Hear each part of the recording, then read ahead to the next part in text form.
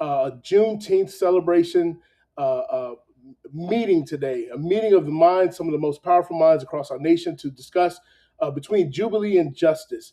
And we're going to talk about where we stand as a nation and where we want to go. You are here on the African American Network. We have a local feel with a global reach. My name is Dr. Lawrence Scott. I'm a professor at Texas A&M San Antonio, and also just someone who is excited about having these critical conversations on how we can build bridges and help heal our nation. I am joined by my colleague, Dr. Marlon James. I'll let him go ahead and introduce himself, and then we're going to introduce a cadre of amazing leaders around the nation who are taking research and transmuting that research into practical application, again, to help build our nation. Hello, Dr. James. I want to go ahead and give you an opportunity to introduce yourself to the world. Dr. James. Good evening, Dr. Scott. Good evening, everyone. Thank you for hosting us on the African American Network, and we are insanely proud to be here on this Juneteenth season. I am an associate professor of sociology at the one and only Prairie A&M University, and interim associate dean for the College of Arts and Sciences. For this particular project, I am the guest editor of the Griot, which is one of our longtime Black journals. And I was privileged with the opportunity to be the guest editor for this particular special issue that we entitled Between Jubilee and Justice. And tonight is all about unpacking some of the articles that researchers from around the country have wrote to really help us think about what does that mean.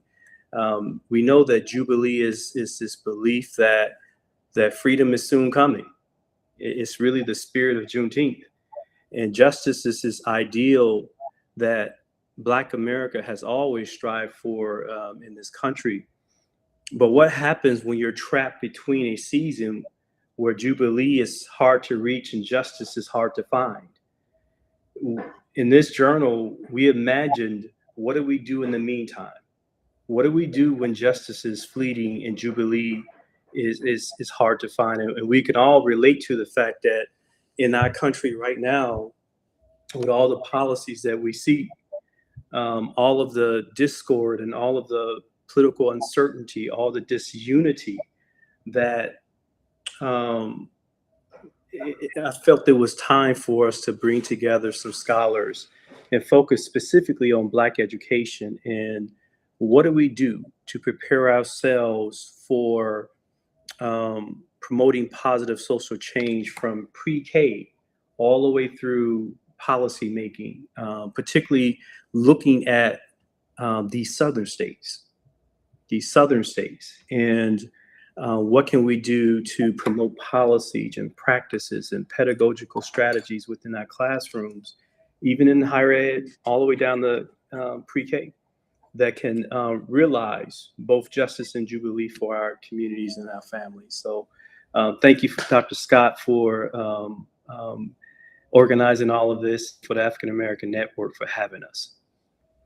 Absolutely. We are excited and thankful to the African American Network always.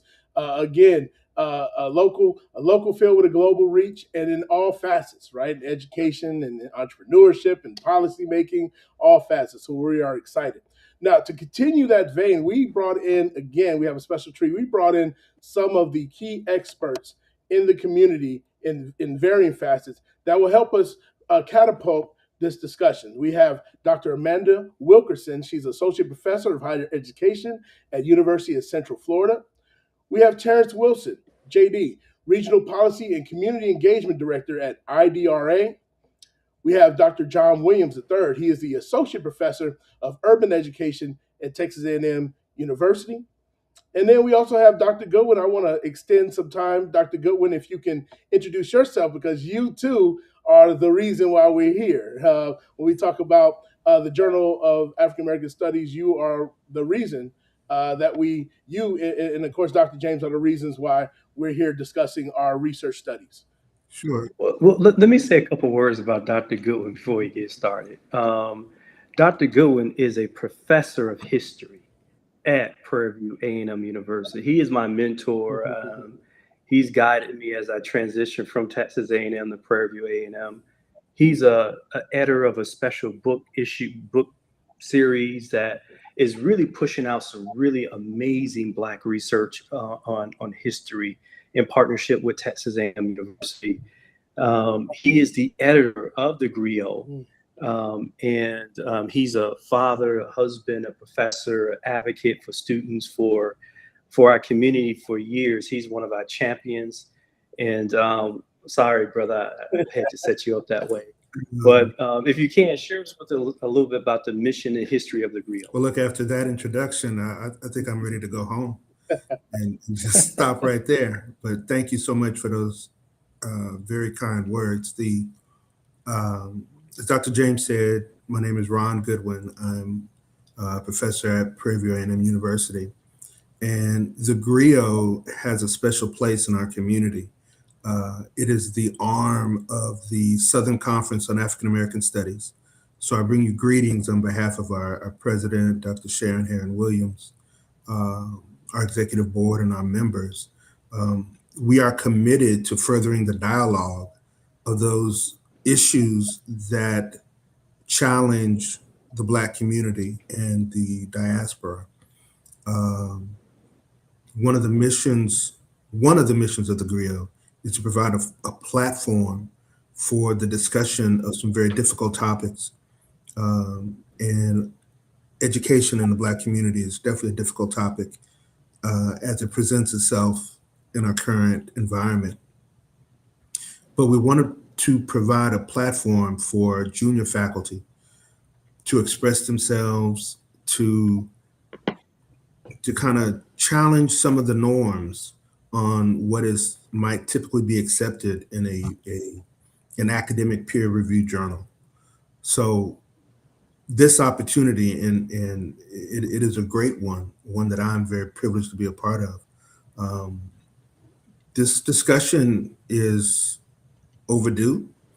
It is timely, and I hope that we are in a position to kind of move this dialogue into a positive space.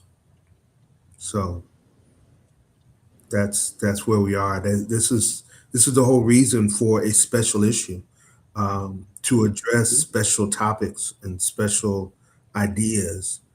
But we don't necessarily want to come up with just, retread solutions. And the group that Dr. James has assembled, they're pushing boundaries. I'm very excited to be a part of this.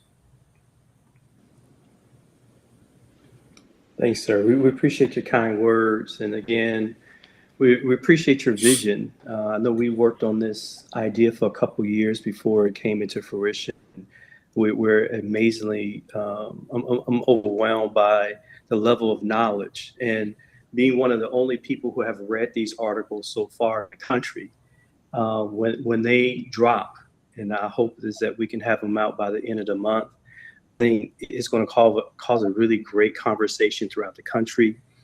And we have about 8 articles that will be accepted. We only have a time to present about 3 of them tonight. So we want to dive right in so that the callers will have a chance to participate as well. And we want to jump right into this discussion. Dr. Scott, you're up. Okay, absolutely. Again, thank you all for tuning in. You are here with the African American Network, where we have a local feel with the global reach. And we're going to go ahead and get started on this discussion about going from Jubilee to justice. All right. Now, as we celebrate Juneteenth, it's a day that symbolizes both freedom and unfinished work. What does the theme between justice and Jubilee mean to you in the context of Black education today? We'll go ahead and start with Dr. Ladies first. Ladies first. Absolutely. Well, good evening. I'm really excited to join everybody here tonight because I have something to say. When I hear the theme between justice and Jubilee, I hear one word, and I want you all to stick with me as I unpack this: transition. Juneteenth sort of teaches us that we can transition into freedom before it's fully lived out. the law can change before it really shifts to really changing life. So that's transition. People can be declared free and still have to fight for schools, fight for wage parity, fight for representation. That gap, that space between proclamation and what we declare and possession, meaning what we have, is transition. So I think in Black education, we're standing in that transition right now.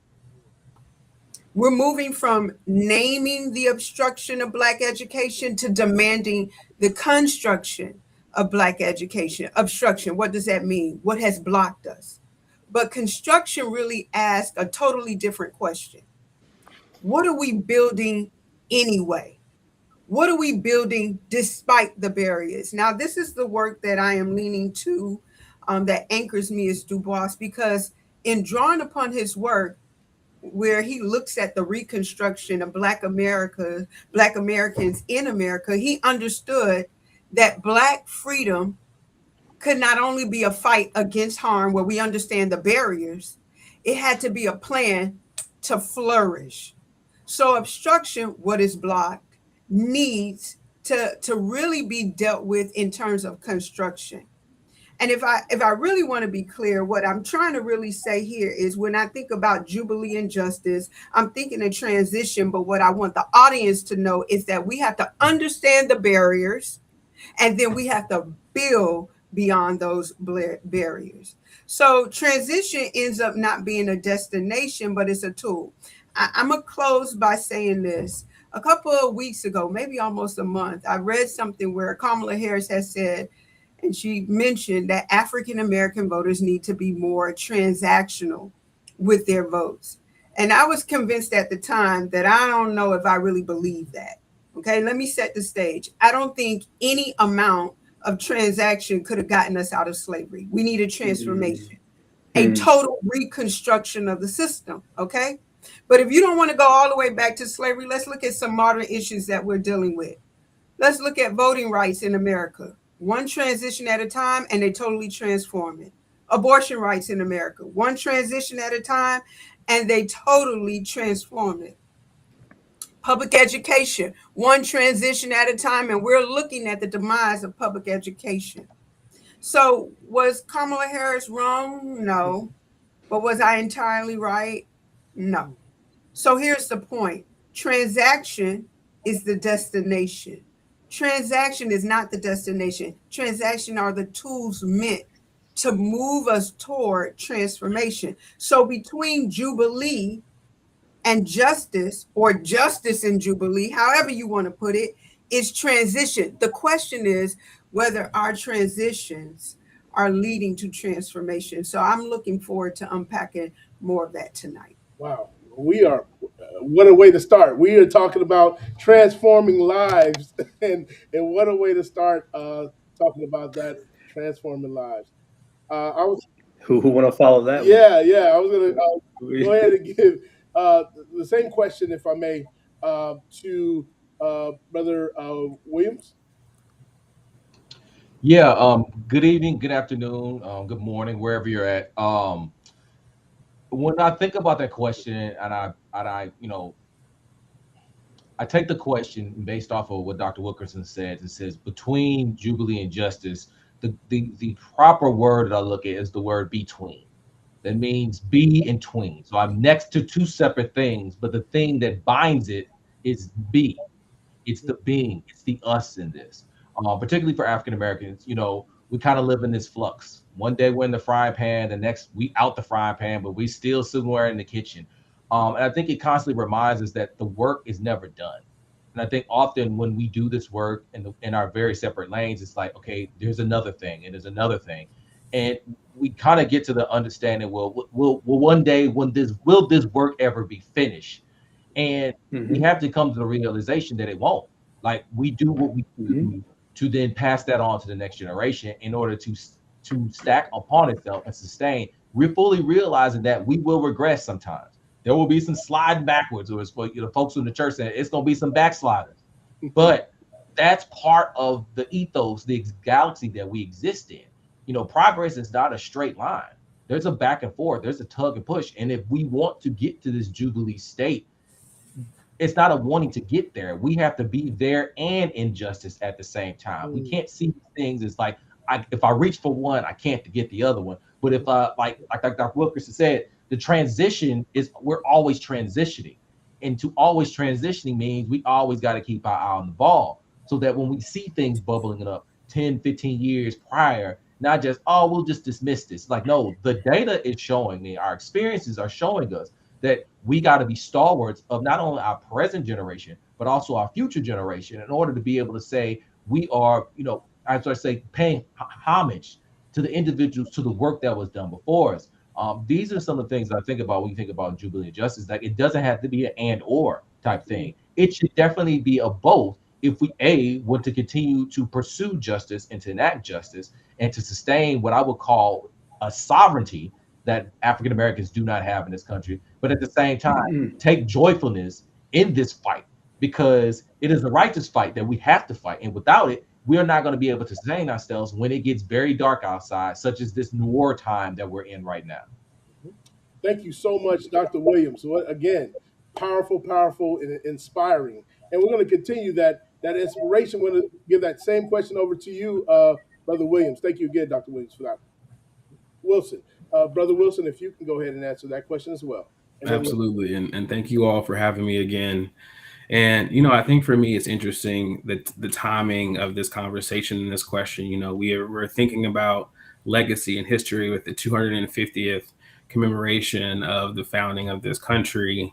At least, as some people would say, the founding of this country, although people were already here. And so I think it's important for us to reckon with the gap that's between justice. That right is doing a lot of work. There is a gap, and there always has been, between justice and Jubilee since Black people were brought to this country. And the promise of justice has been something that we have been striving for as a people, for all the time that our ancestors have been around, even before we came here. But I do want to say that for me, we think about Jubilee as something that is forward looking, but we can have Jubilee right now. And it's not something that, although we are always looking to improve, there is always that gap. There are moments that we need to celebrate ourselves as people. We have had wins. We have had things that we have done when we've come together collectively. And so I think that, although there is a gap, there are things that we are doing, and the energy that we see in our community to try to have our country live up to its founding principles is something that we need to celebrate. Even in the act of coming together right now on this platform to talk about Juneteenth, the kind of radical celebrations that we have amongst our people, I think is an example of Jubilee that we have right now, that although we're continuing to push, we have things in our community that we can celebrate. And justice and Jubilee are not on opposite timelines. We can not only have one while we're waiting for the other, we can have both of them at the same time. And I think it's something for us to remember. We can hold these two concepts together, and we have to figure out how we navigate those tensions every day, right now, in our classrooms, in our state legislatures, in our communities. Outstanding. Thank you, Brother Wilson. You are watching, again, the African American Network, a show talking about the Griot, the Journal of African American Studies, a Juneteenth discussion between justice and Jubilee with myself, Dr. Lauren Scott, and my colleague, Dr. Marlon James. We're going to go ahead and take a short break, and when we get back, Dr. James is going to explore with our panelists some more questions about how do we receive that justice that we're fighting for. We'll see you on the other side of the break.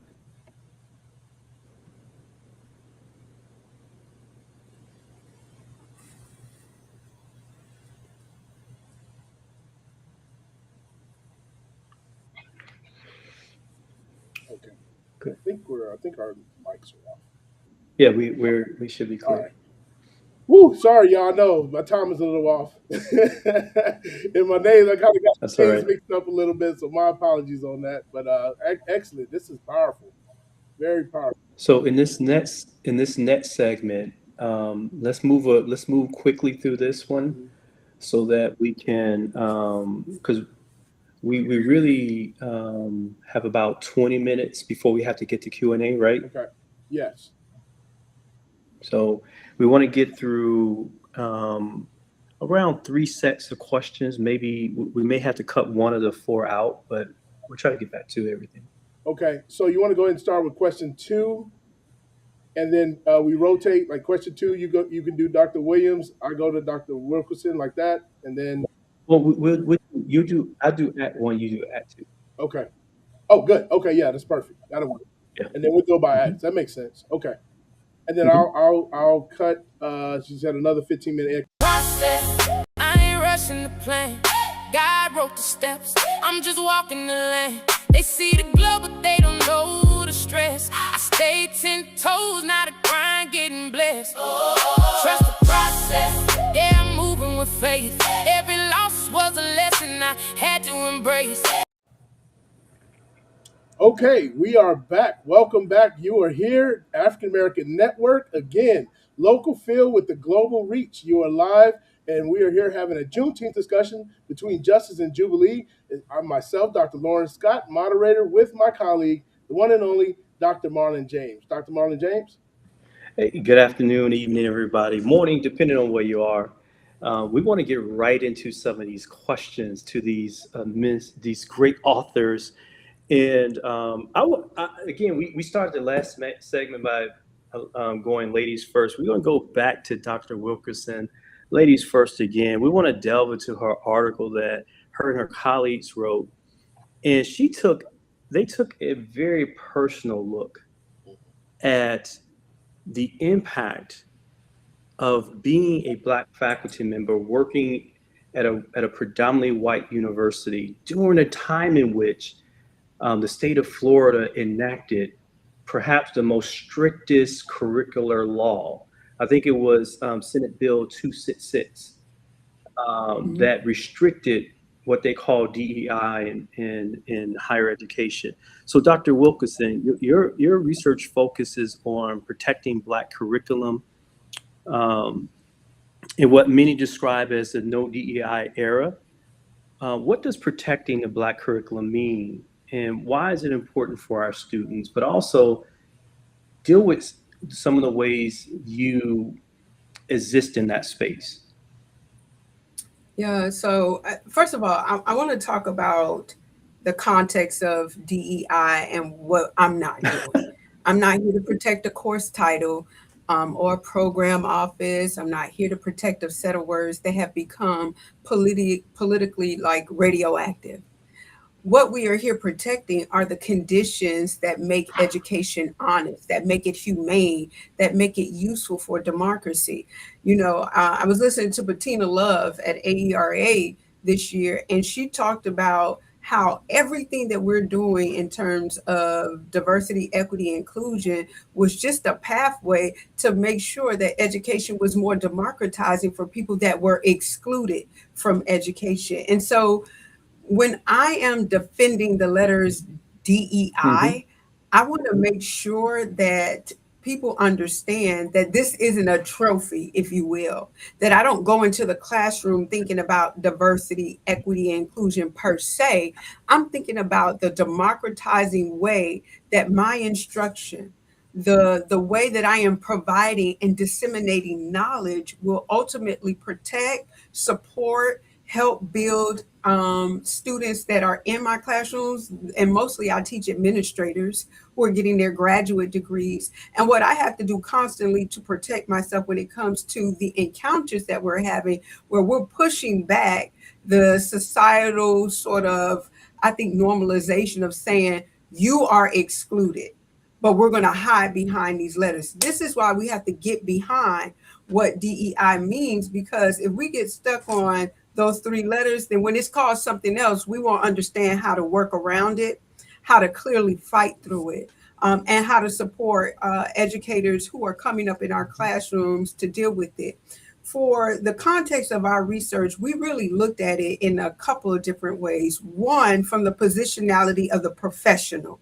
How do I now approach teaching in an environment where we can't utter certain words, that the curriculum, which has never really been situated on Black children, right? Let's be honest, that I have to now be conscientious that I'm sitting in a classroom where there are laws now where students can record what I'm saying, and submit words in a way that may not have the same intention that is aligning with what I am trying to share with them to just make them a better educator, so that when they leave my classroom and they go into the communities where students who look like me, who look like many of us on this broadcast are learning, that they are sensitive to how we do this, right?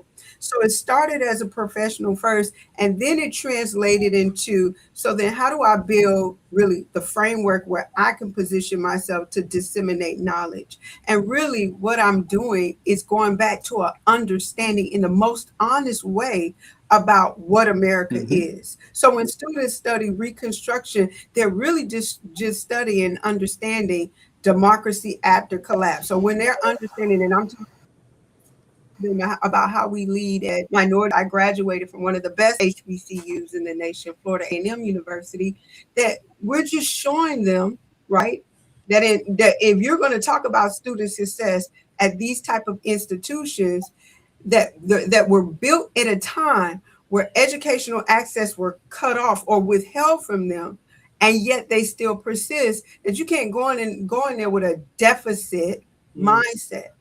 So really, what are we trying to protect here? DEI? Or are we really trying to make sure that we're protecting the conditions, right? So that we can employ diversity, equity, and inclusion, so that we do have useful education. And that's what I don't want to lose sight of. And I think that's what we try to really write about in a very humanistic way, in a very real way. We shed all of our sort of academic dispositions, and we got right down to the matter where we called out what we felt we were fighting, gave it a name and a description, and we got to the result of we're just fighting for a better educational system. Right.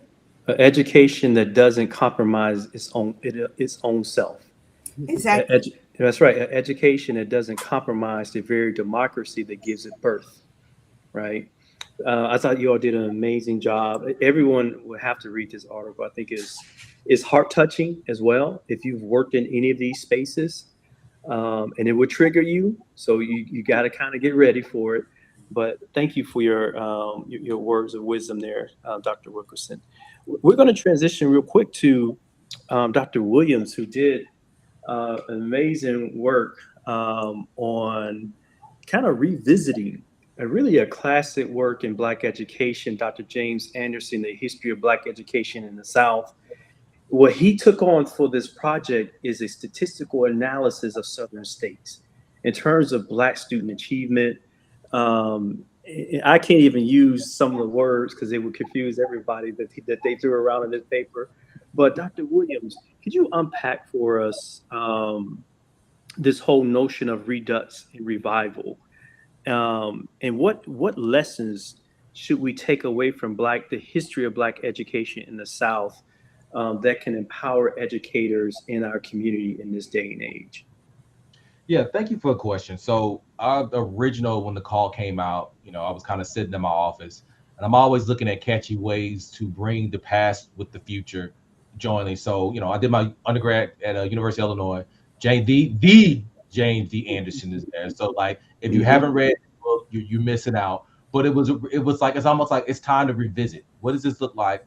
And not just what does it look like, but how can we amplify it? So everyone kind of knows me as the big data guy. So I was like, all right, well, let's use all this free data that as taxpayers we pay for through, Office of Civil Rights Database, the IES, all these places that has our children, our loved ones, and actually see, what's going on with African Americans, what's going on with Black people pre-COVID, during COVID, after COVID, in very particular spaces such as graduation rates. Is one thing we always judge.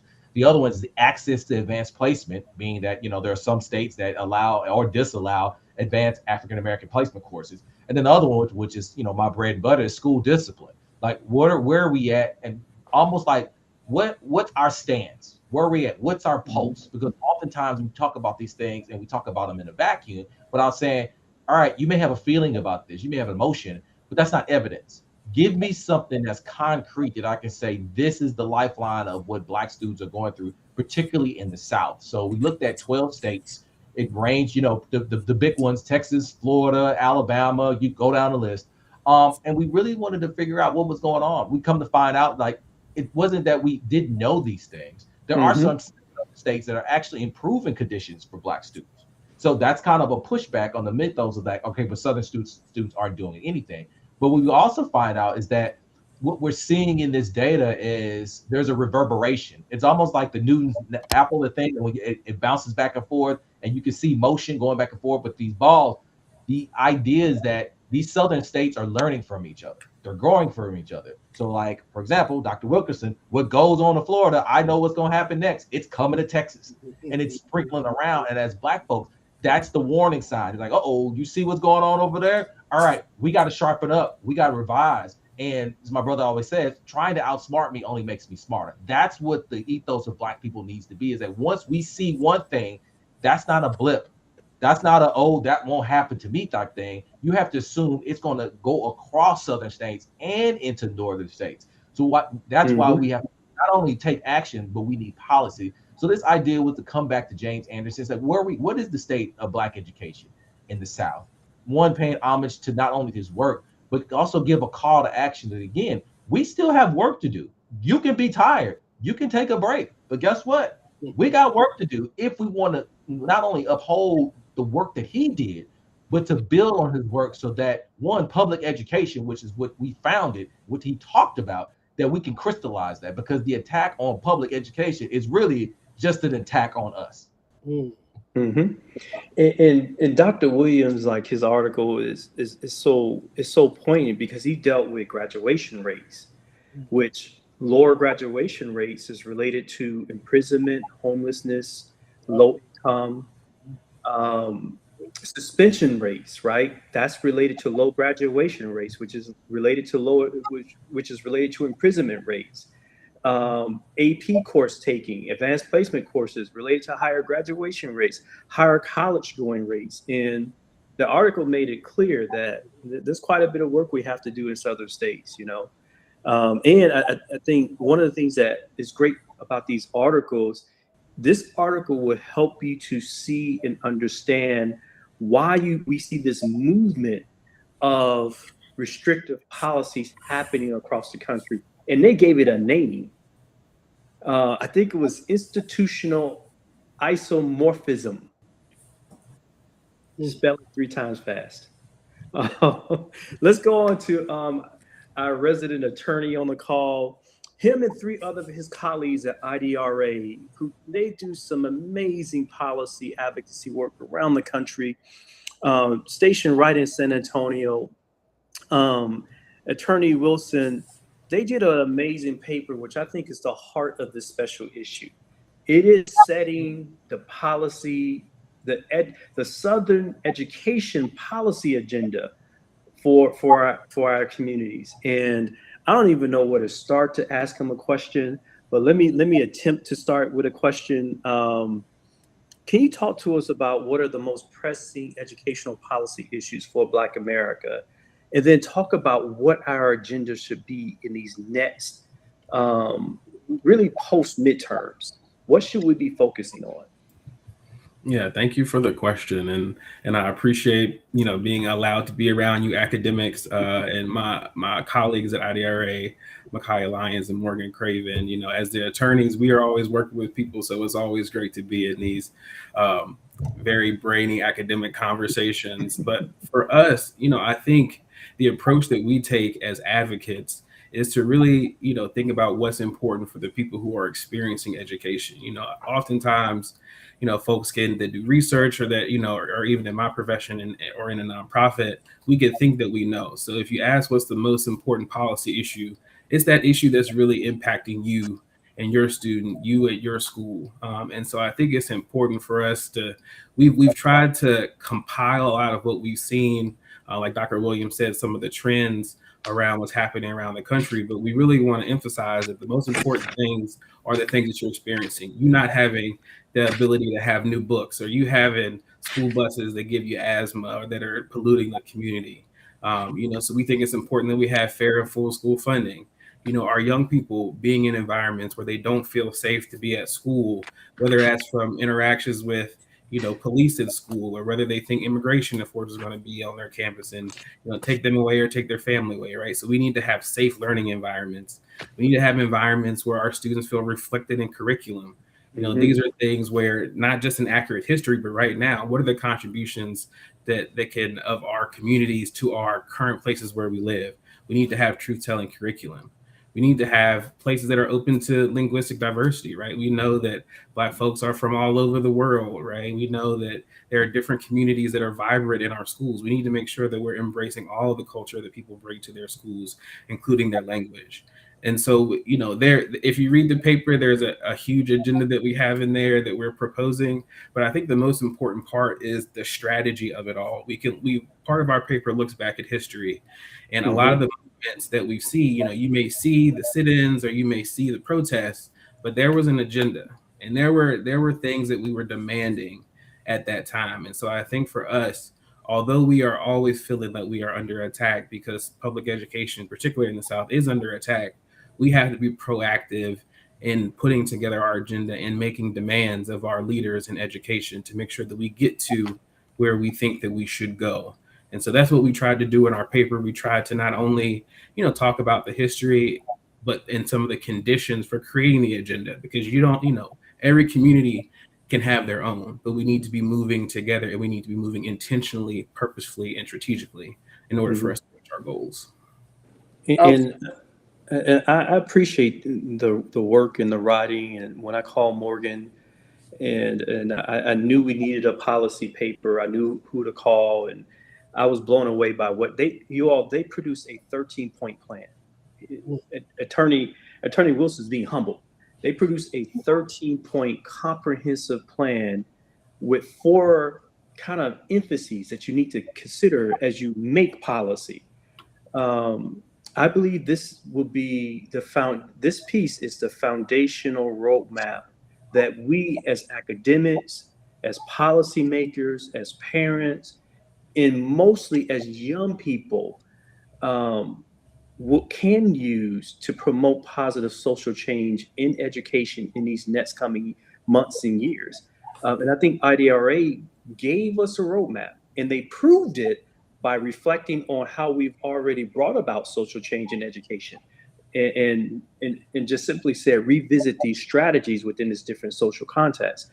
So we were pretty excited about what each of these articles will bring to the table, bring to the conversation. And we'll go ahead and move on, Dr. Williams, Dr. Scott. Yeah, no, this is a great conversation. I hate to intervene, but we do have to take a station break. Again, you are watching Between Justice and Jubilee, a Juneteenth discussion from the Journal of African American Studies. And you have, again, the host, Dr. Lawrence Scott and Dr. Marlon James. And we're here on the African American Network with a local feel, with a global reach. We'll see you on the other side of the break. Oof.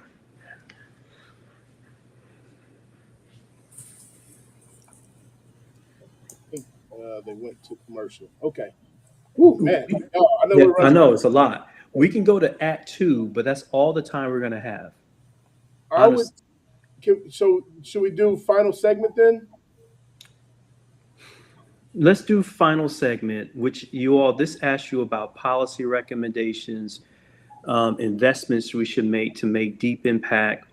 No, and I like how you framed it in a way where it's part of our culture, right? I mean, it takes a village. We hear that statement, and we think that it's just raising a child, but it takes a village to truly, grow an individual. And even after they've grown, it takes that same village to care for the elderly, to care for the injured.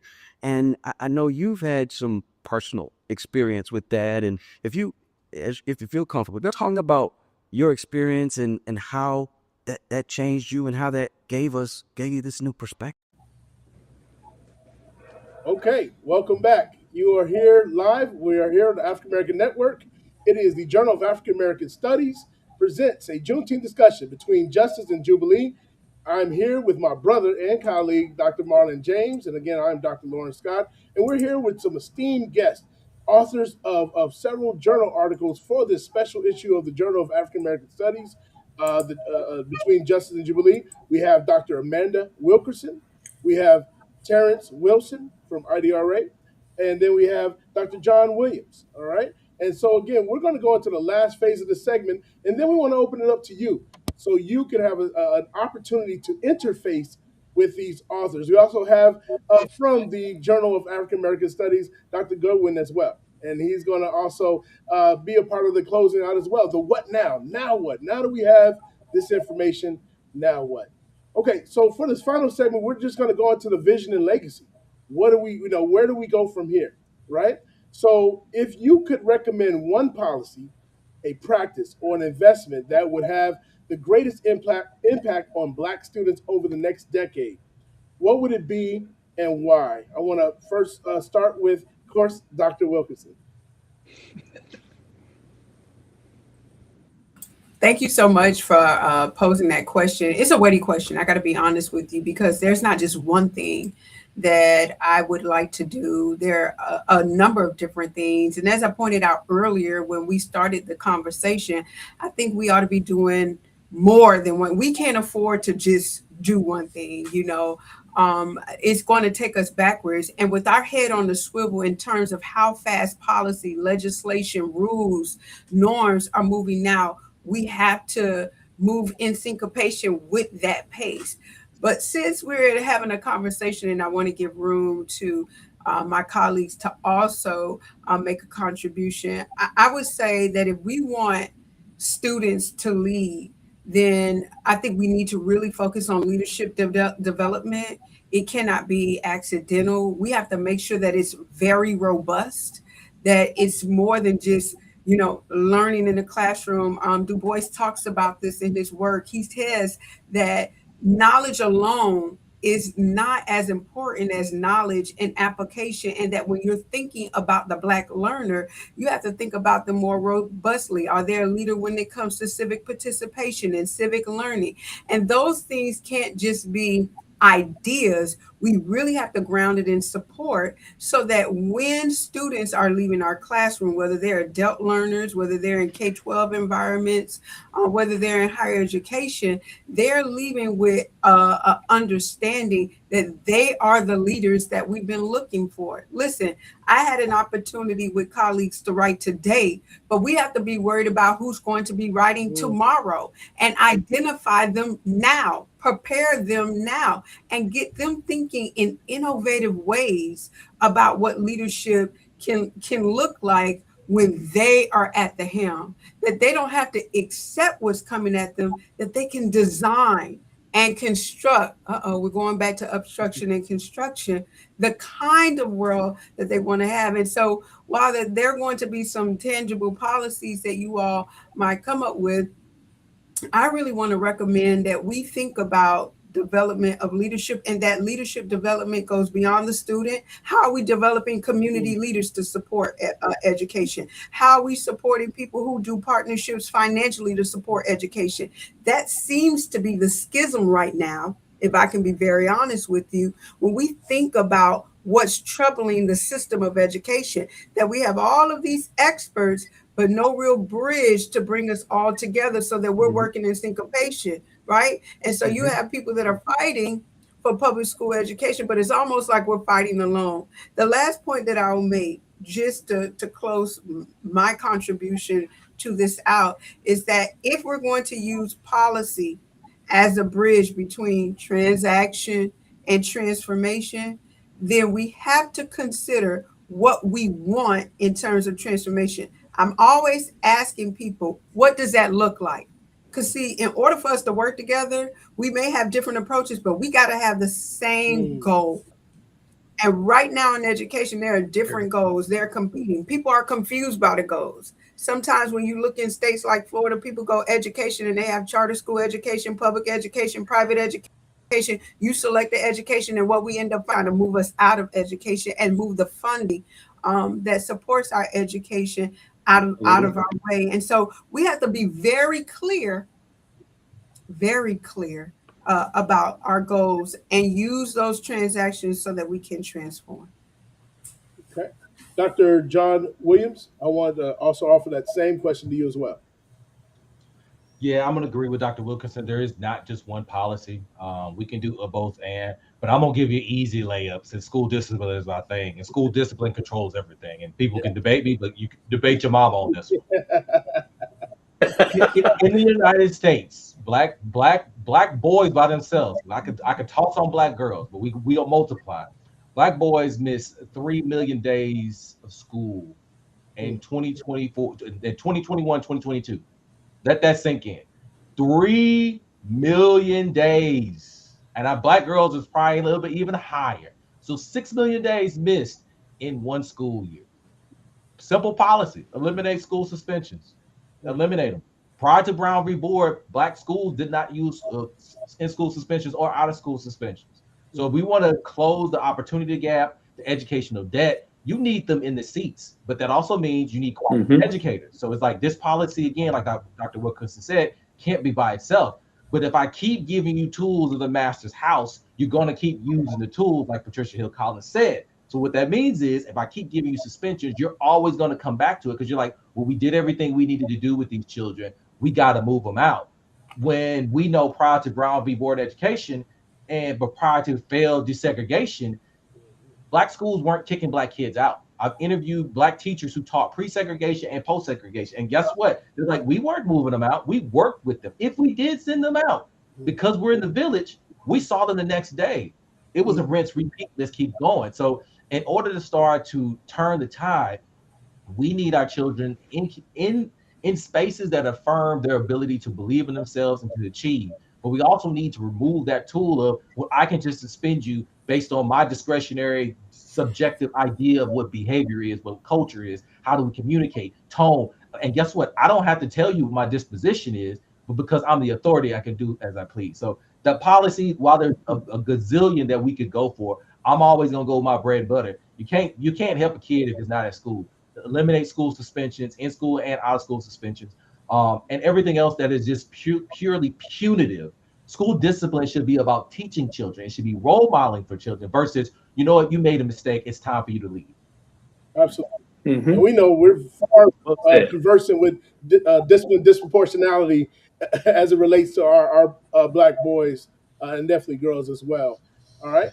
6 million. Yes, that's a lot. And that's a lot of missed opportunities to connect, bridge building, connect, and as Dr. Wilkins was saying, relationship and leadership capacity building. So, okay, Attorney Wilson, we want to go ahead and throw that to you, and then we'll throw it to Dr. Goodwin as well. Yeah, I mean, I think I agree a lot with what my fellow panelists have said. You know, I think from our perspective, I think one of the biggest things that we can do is invest not only in leadership, but civic education, making sure that our students and their families and our communities understand the levers that can be pulled to improve their situation. And there's nothing like being able to show up and have conversations in places where decisions are made. I spent several years as a lobbyist working in state legislatures, and it's a totally different feeling when people are making decisions about folks who are in the room, folks who have been on the phones, folks who have had communities behind them that are talking to legislators and talking to decision makers. And so I think it's really important for us to invest in mechanisms to not only help our students and their families learn about civic education, learn about policy, learn about budgets, learn about the different ways that folks make decisions, but I think also to support them to create the environment that they feel supported in going into some of these places where decisions are being made. You know, as I mentioned, the legislatures have, you know, so folks have seen, you know, a lot of the protests at legislatures, and I could tell you, working in the South, I've worked in several, it is not the most hospitable places for our students and families. But that doesn't mean that we can't show up, that people don't need to see our faces and hear our voices.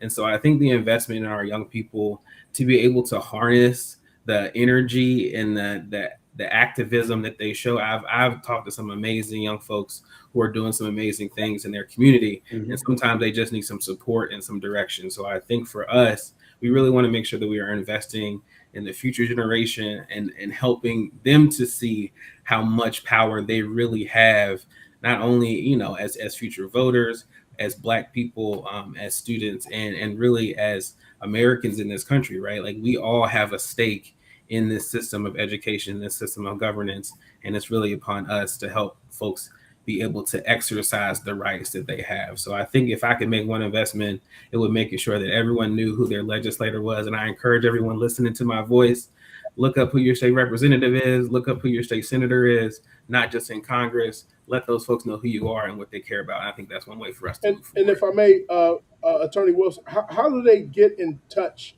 with their legislator? How do they get involved and engaged with their policymakers? Yeah, I mean, so one thing is those are folks just like you, right? They have an office, they've got an office phone, call them on the phone, leave them a message, send them an email.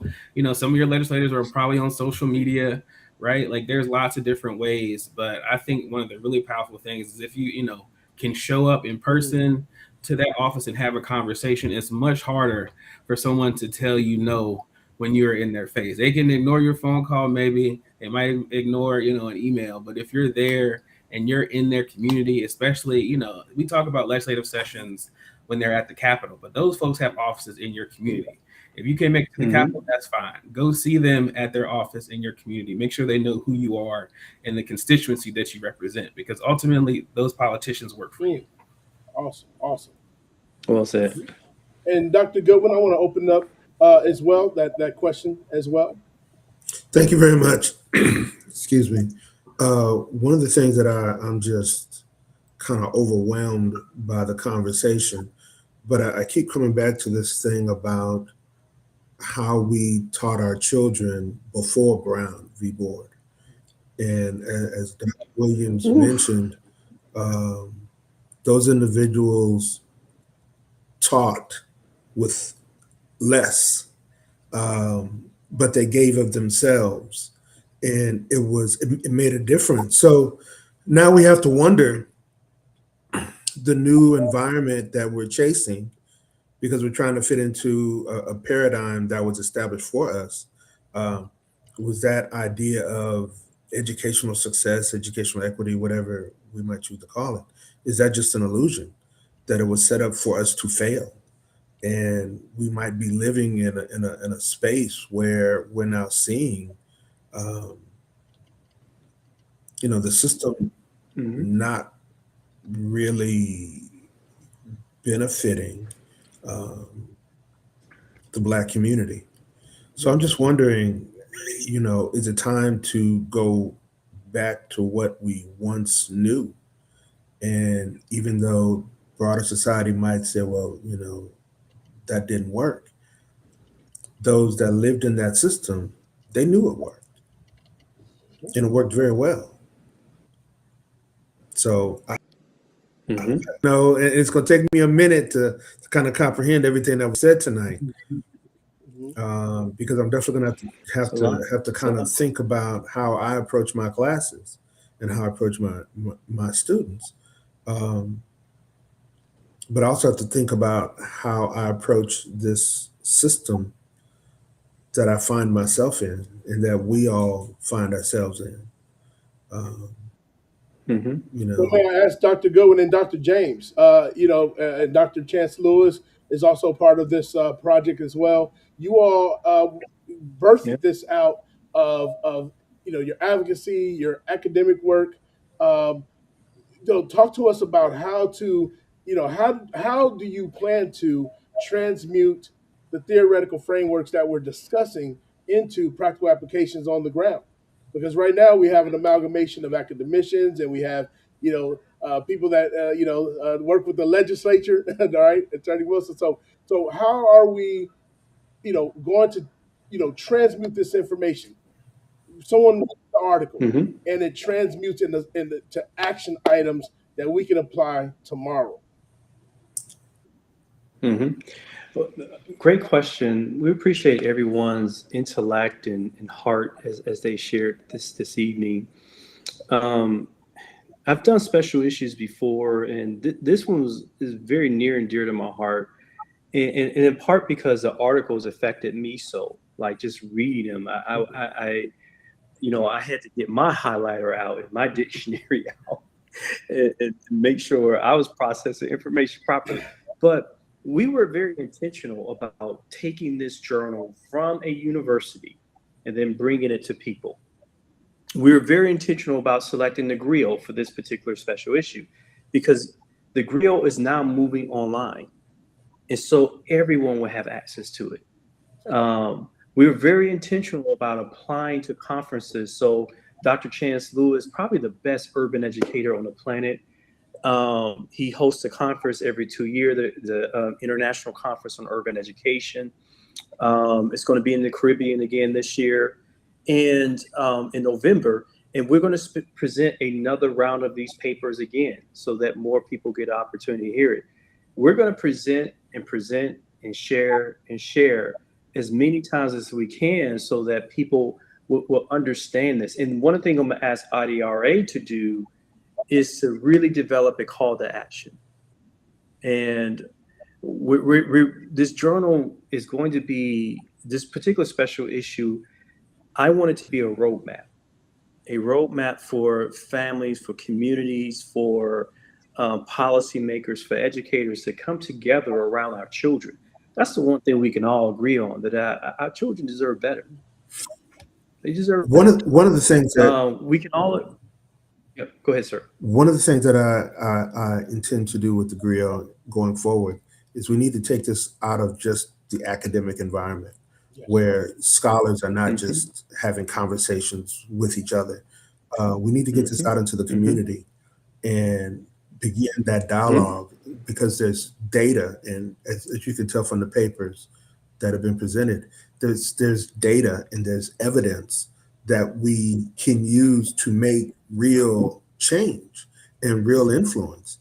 And the people on the ground who need this information, oftentimes they don't get it, or they get it through a different lens.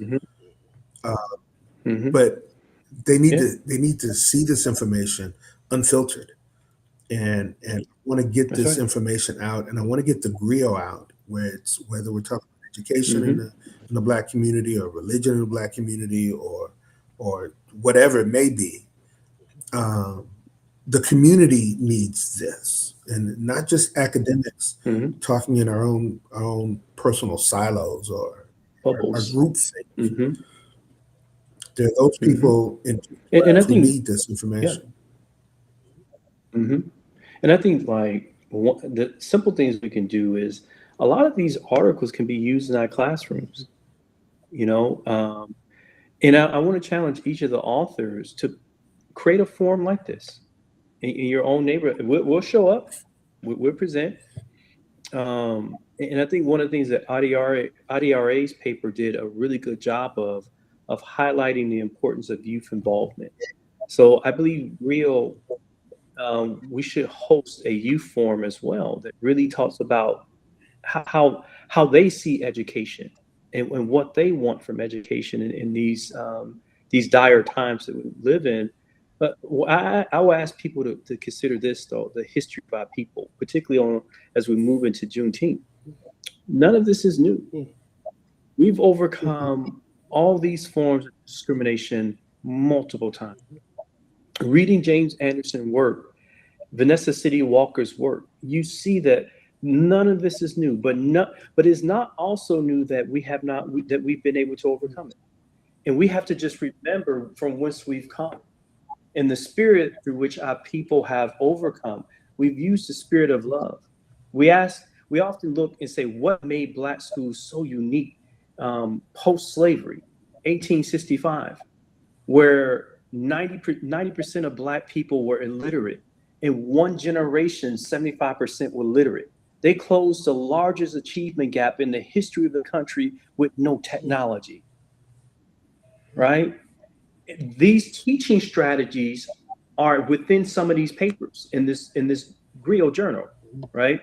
And I want us to encourage us that although things look dire right now, our ancestors faced more dire situations than we have. And they gave us a roadmap to overcome it all. And this is why it's so important for us to embrace our history, to learn our history, to share our history. And on days like tomorrow, to live it out again through Black joy, through celebration, through community, through food. But I want to thank each of you all for sharing your knowledge in this special issue. Dr. Goodwin for trusting us to do it, Dr. Lawrence Scott for doing his magic with allowing us to connect with the African American Network, and the African American Network for having this forum. And we really appreciate you all. God bless you. And real quick, I know we're out of time. We have about 10 seconds. Yeah. But I used to be a high school administrator, and I want to know, how can people on the ground get the copy of the Griot? How can they get this information? Where do they go? So it'll be available digitally probably next month. And members of Southern Conference on African American Studies will automatically get a physical copy as well. But for those individuals who may not be members, and I'm encouraging everyone to become a member, send me an email or Dr. James, and he can forward it to me, and I will get a physical copy in your hands. Outstanding. Yeah. And we're both at Prairie View A&M, so just type our names in, and a picture will pop up. All our contact information is there. Outstanding. Well, listen, you heard it live and direct right here on the African American Network. We had a special edition of Juneteenth discussion between Justice and Jubilee from the Journal of African American Studies. You've heard from some amazing voices, Dr. Amanda Wilkerson from University of Central Florida, Terrence Wilson from IDRA, Dr. John Williams, Texas A&M University, of course, me, Dr. Lawrence Scott, Texas A&M San Antonio, and my co-host, Dr. Marlon James from Prairie View A&M. We want to thank the African American Network for amplifying this platform. If you're not familiar, get familiar very quickly. Local feel with the global reach, the African American Network. We thank you for your time, and please make sure that whatever we talked about today, make sure you make an action to make an impact in somebody's life tomorrow. Thank you so much. God bless you. Y'all have a wonderful, wonderful